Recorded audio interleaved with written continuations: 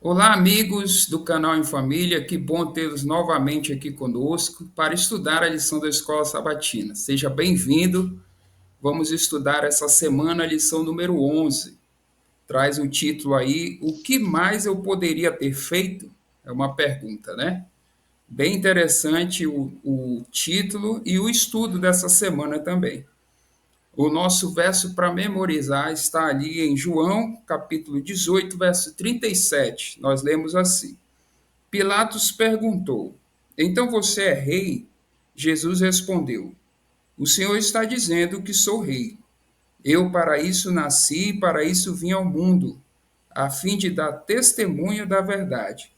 Todo aquele que é da verdade ouve a minha voz.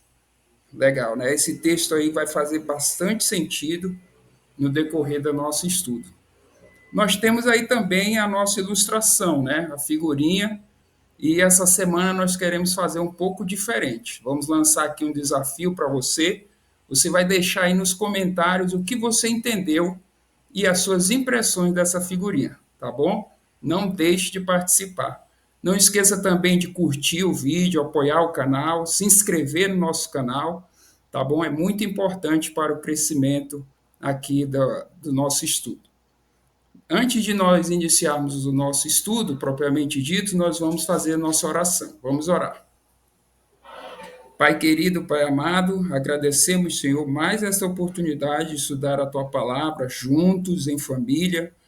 Neste momento te pedimos a Tua presença, a presença do Espírito Santo, para que possamos compreender esse assunto, absorver essas verdades, que elas venham transformar realmente a nossa vida. Fica conosco, em nome de Jesus. Amém. Seguindo com o nosso estudo, nós temos aqui a introdução que é trazida no estudo de sábado, né? Desse tema que é tão importante para nós entendermos. O autor começa com uma história que foi publicada na revista Guide, né? De um personagem, uma história infantil, de um rapaz chamado Denis. Ele viveu ali, era um filho adotivo de uma família que viveu ali na Idade Média, né? E ele descobriu que o rei havia separado ele dos seus pais, né, quando ele era criança, e isso causou nele um sentimento muito ruim, um ódio por aquele rei, né? Mas depois de adulto, depois que cresceu, ele descobriu que o rei havia feito aquilo por causa da peste negra, né? Essa terrível doença que atacou a Europa ali, né, na Idade Média, e ele havia separado essa família para que eles não morressem infectados por essa praga. E ali essa descoberta, esse entendimento libertou Denis desse sentimento de ódio pelo rei. Da mesma forma, o autor faz essa comparação com algumas pessoas que não entendem o problema do mal no mundo, como o pecado, o mal estragaram tanto a humanidade e acabam por culpar a Deus ou não querer se relacionar com o Criador por causa desse entendimento.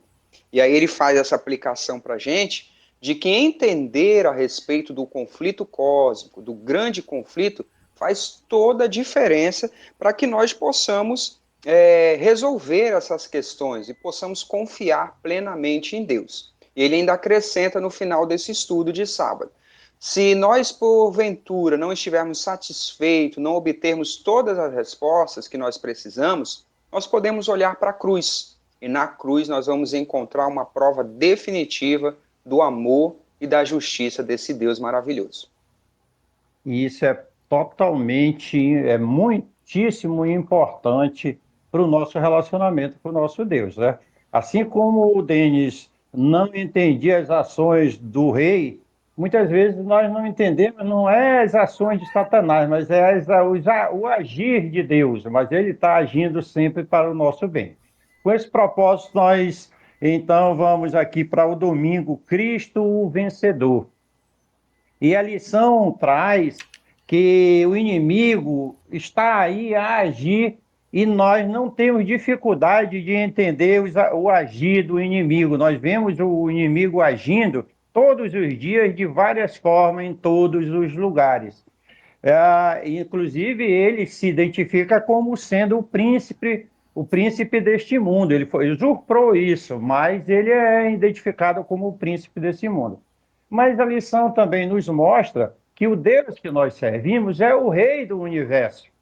Jesus Cristo é aquele em quem podemos confiar. Nele nós temos segurança, nós temos certeza de que a nossa vida está bem protegida diante, seguro em suas mãos e orientado pela sua palavra.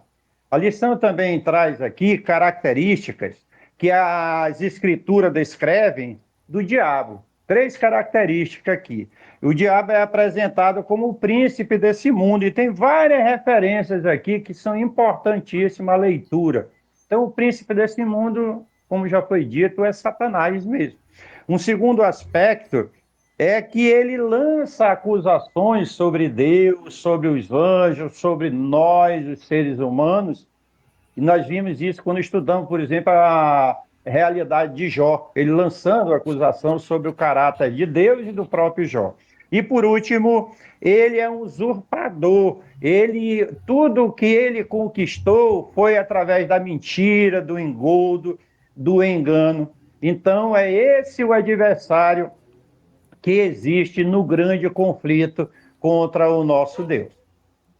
O nosso estudo segue aí nos trazendo a pergunta número 1, né? Trazendo a referência de João capítulo 18, que é o nosso verso para memorizar, né? E aí, nesse verso, nós temos ali o diálogo de Cristo e Pilatos. E Pilatos pergunta se Jesus é realmente o rei, né? E Jesus diz, tu tá dizendo que eu sou, né?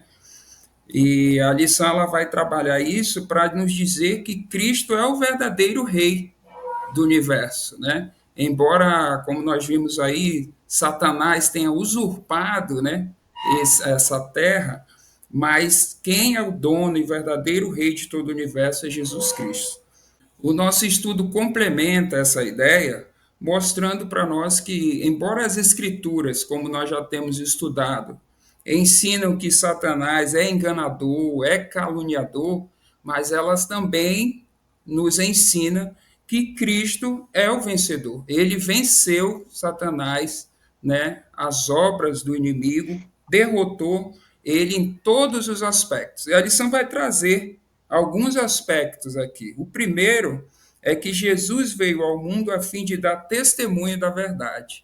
Então, os enganos de Satanás, as mentiras, foram derrotadas por Jesus. Né? É o verso para memorizar nós. No finalzinho, ele diz que Jesus veio dar testemunho da verdade. Legal, né? Então, enquanto o diabo, o inimigo, trabalha com a mentira, com o engano, nós vemos que Cristo traz a verdade, né? Ele é a verdade.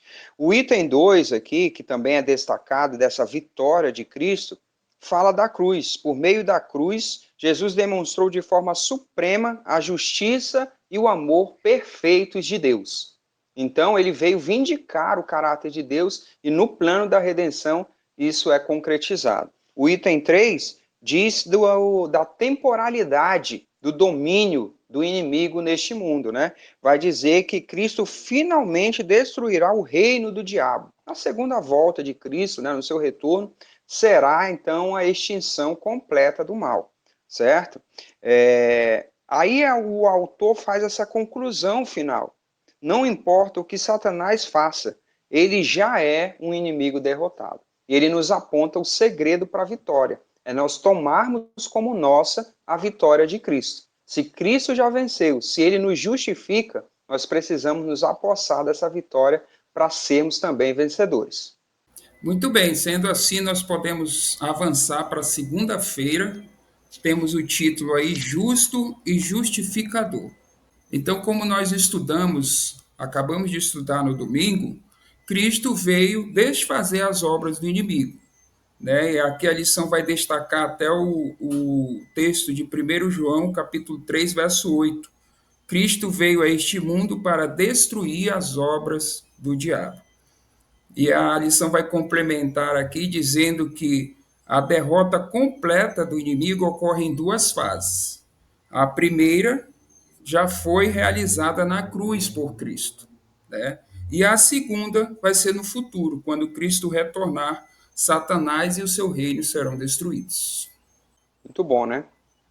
Então, nós temos aqui, a partir da pergunta 2, que a lição traz para a gente, o texto de Romanos, né, tem no capítulo 3, no capítulo 5, falando sobre a justiça e o amor de Deus. As duas referências, né? Capítulo 3 fala sobre a justiça, capítulo 5 fala sobre o amor. Esses dois temas, né?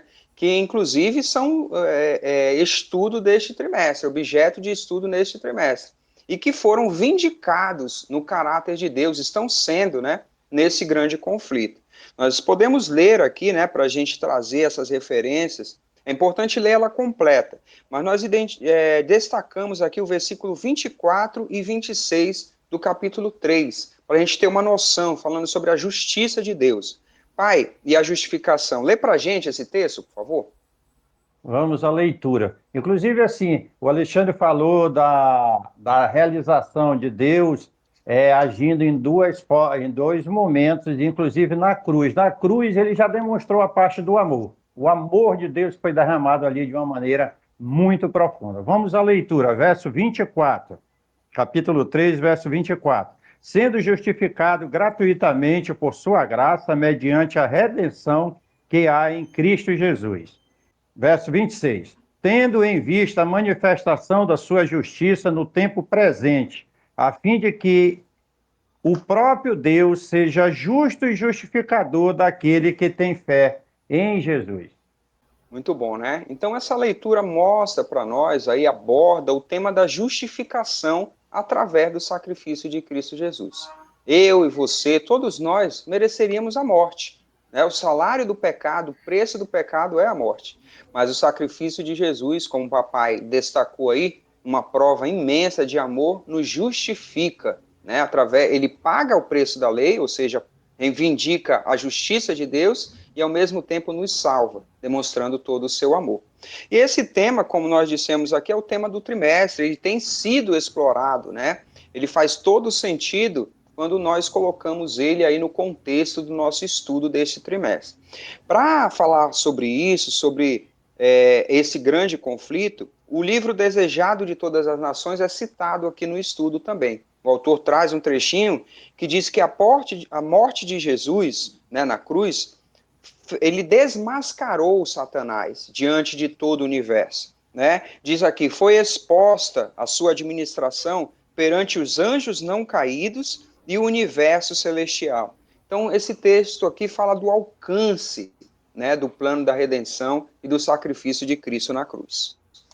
Muito bem, e esse texto que o Júnior trouxe aí também tem um outro aspecto, não só do amor de Deus para com a raça humana, mas ali ficou patente para todo o universo e para os anjos não caídos que Satanás é um assassino. Ele levou a morte ao Filho de Deus.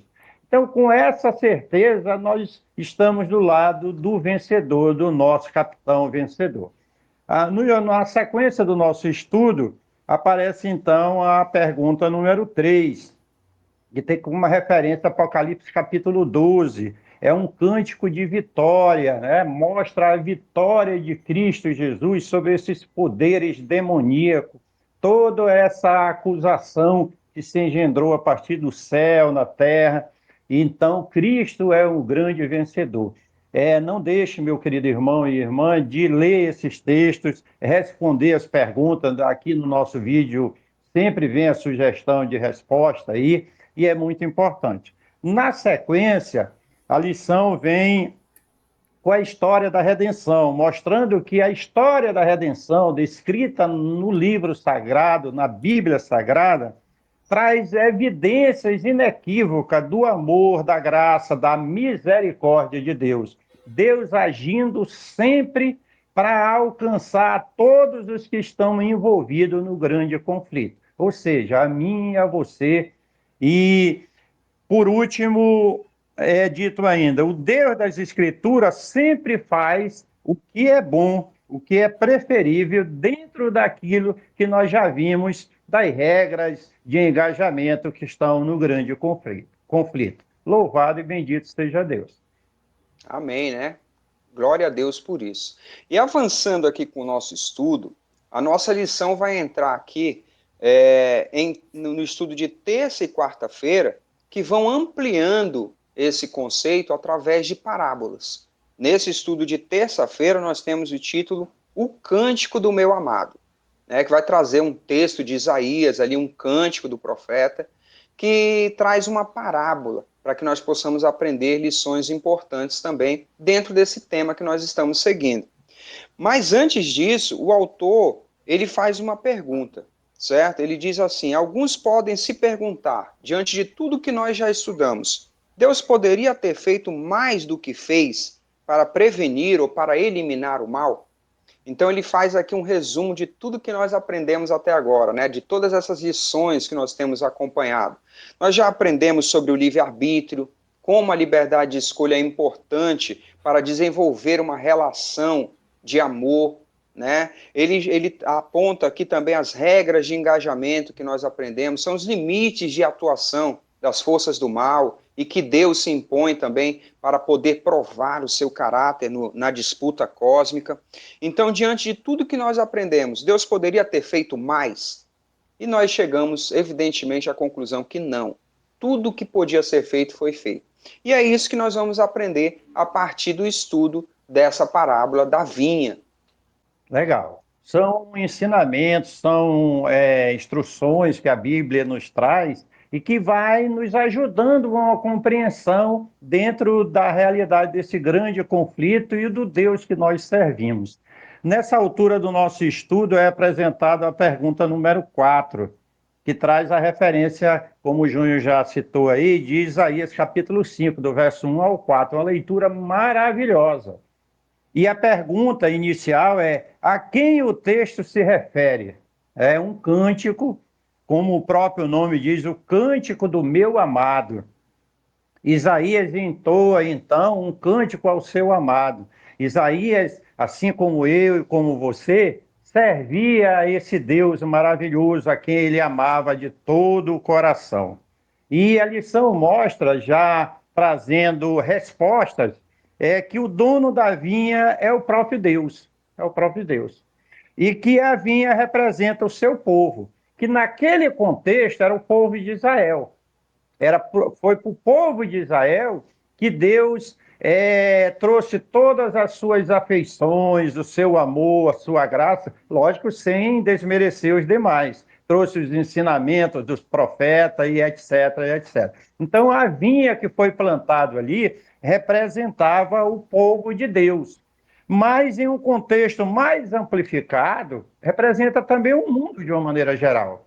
Porque lembra do texto bíblico de João? Porque Deus amou o mundo de tal maneira que deu o seu Filho unigênito. Então, o amor de Deus é um amor amplo que atinge a todo mundo caído no propósito de trazer uma salvação.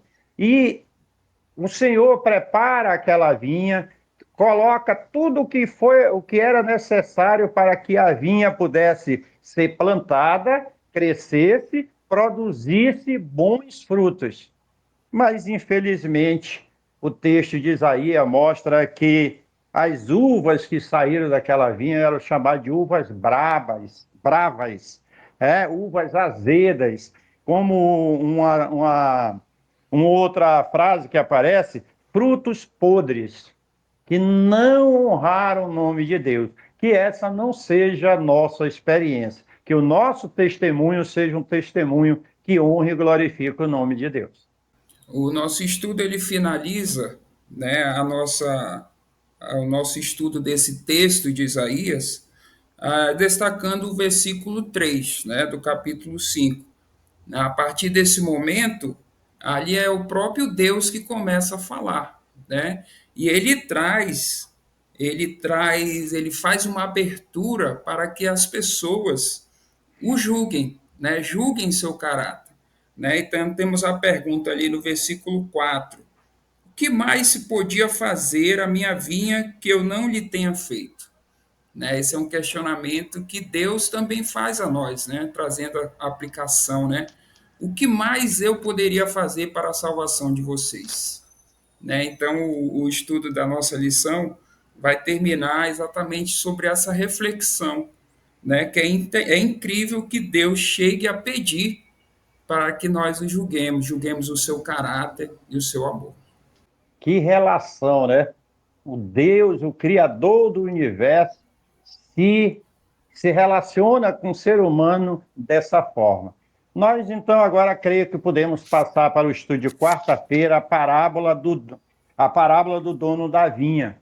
E aqui já se passaram alguns séculos depois que Isaías escreveu aquela parábola do seu amado. Agora já é o amado Filho de Deus, encarnado ali na Galileia e trazendo essa parábola de Isaías e explicando essa parábola para a sua audiência ali, para os seus discípulos e para as pessoas que a ouviam aqui, né? Ele vai lançar mais luz sobre o caráter de Deus, as ações de Deus. No meu comentário da terça-feira, eu falei que Deus criou a vinha com toda a capacidade possível para que ela produzisse coisas boas, mas ela não produziu coisas boas, né? E que a vinha representava o povo de Israel e, por conseguinte, todo o planeta Terra. E no nosso estudo, na sequência, é apresentado, então, a pergunta número 5, uma referência de Mateus, capítulo 21. Tem uma leitura aí muito boa, importante, deve ser lida aí para ampliar essa compreensão aí. Quando Jesus vai explicar a parábola, ele vai dizer que o Senhor criou aquela vinha, estabeleceu tudo o que era preciso e arrendou aquela vinha para certos lavradores, para que cuidassem daquela vinha. E então ele ausenta-se da região. E ao passar de um tempo, ele manda seus servos vir colher a parte que lhe receber a parte dos lavradores que lhe cabia. Mas por 2 vezes os seus servos foram aprisionados, foram maltratados e alguns foram até apedrejados mesmo, etc. E no final, ele então pensa com ele, diz, agora então vou mandar meu filho, porque eles vão respeitar o meu filho, é meu herdeiro. E o filho do Senhor da vinha é o Cristo Jesus, que estava explicando aquela situação. E nós sabemos como o filho foi tratado. Foi pregado numa cruz impiedosamente. E o nosso estudo, né, segue mais uma vez perguntando o que mais Deus poderia ter feito, né, trazendo a aplicação da parábola, né? Deus nos amou de tal modo que entregou o seu filho, como o papai falou aí, né? E como nós já estudamos, né, sobre isso no grande conflito, nós entendemos que esse conflito ele não poderia ter sido resolvido prematuramente, né? Nós estudamos que ele precisava de tempo, né, para que as obras do inimigo fossem desmascaradas, né? E também não poderia ter sido na força. Nós estudamos também semana passada sobre isso, né? Então, a lição conclui aqui essa parte dizendo que exigiria primeiro a demonstração pública do caráter de Deus. E a cruz foi essa demonstração pública, né, desse caráter do amor e da justiça de Deus.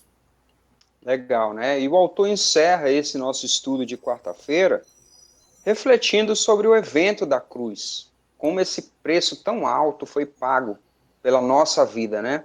E ele lembra que mesmo que nós enfrentemos aqui situações difíceis, provações, né? Se nós experimentamos o sofrimento desse conflito cósmico, nós não devemos nos esquecer que o maior preço foi pago por Deus. Deus é quem sofreu mais ainda, né?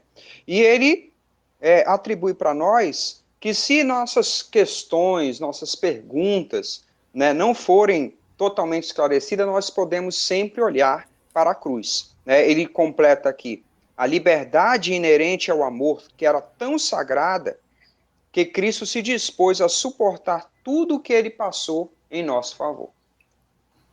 Muito bem, vamos avançar então para a última parte agora do nosso estudo, na quinta-feira, que traz o título A Vindicação do Nome de Deus. E aqui o autor vai começar falando que nesse plano da redenção, o nome de Deus é vindicado de todos os aspectos, né? Então, com isso, nós podemos identificar o amor, a justiça de Deus, além de qualquer questionamento, né? Quando nós entendemos esse plano redentivo. A lição, ela segue nos trazendo aqui a pergunta número 6, né? Vai trazer a referência de Romanos e Isaías. O texto de Romanos vai trazer, vai falar um pouco sobre o juízo, né? O juízo vindouro, porque a lição vai entrar um pouco nesse aspecto agora. E aí ela vai dizer que no fim, quando os livros celestiais forem abertos, nós teremos todas as evidências, todas as certezas de que Deus foi perfeitamente justo e amoroso. Que legal, né? Então, a lição, e antes de trazer aqui a pergunta 7, eu fico pensando e trago essa reflexão para nós aqui, todos que estamos estudando, como um Deus todo-poderoso, né, criador de todo o universo, ele chega ao ponto de se submeter ao juízo, ao julgamento de seres criados, né, de toda a humanidade. Então, ele convoca esse juízo. Isso é muito impressionante mesmo e mostra o cuidado que ele tem com o seu nome, com o seu caráter. A pergunta 7 vai trazer aqui algumas referências de Apocalipse. É importante essa leitura, não deixe de fazer, que trazem cânticos de vitória. Quando tudo chegar ao fim, serão entoados cânticos de vitória. E nesses cânticos, recomendo mais uma vez a leitura deles, nós podemos perceber a exaltação da justiça de Deus, né? Que todos reconhecerão que justos são os seus caminhos, Deus é um Deus de justiça, certo? E a lição segue falando desse cuidado que Deus tem com o seu nome, que representa o seu caráter. Por que tanto cuidado com o nome? E ela aponta que a confiança é importantíssimo para um relacionamento de amor, um relacionamento livre de amor.